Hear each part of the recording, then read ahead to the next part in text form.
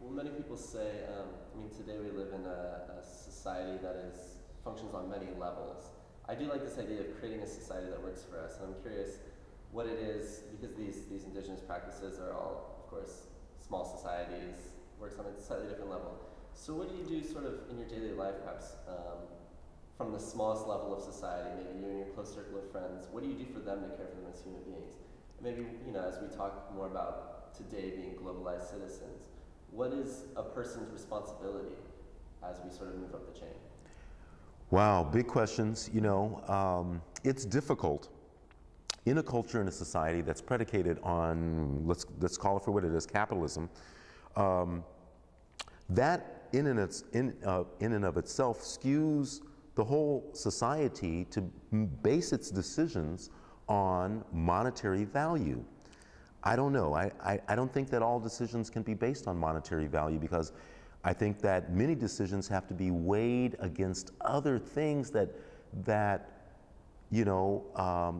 money is not the all deciding, criteria for every decision. And I would go so far to say that some of the most important decisions that affect the planet, humanity, and the environment and just well-being in general, oftentimes are not made on the decision based on what is the best decision, but it's made on the judgment of what carries the most monetary value, and usually what carries the most monetary value for a small group of individuals versus the collective.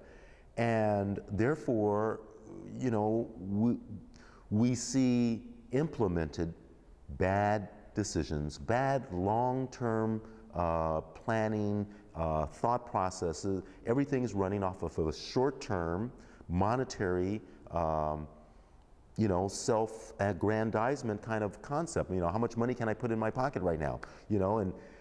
And that kind of thinking leads us into short-term thinking that takes us away from sustainability, takes us away from health, takes us away from wholeness, takes us away from a lot of things that we need to start redirecting ourselves back towards if we're going to really address and solve the larger problems that we're facing on this planet.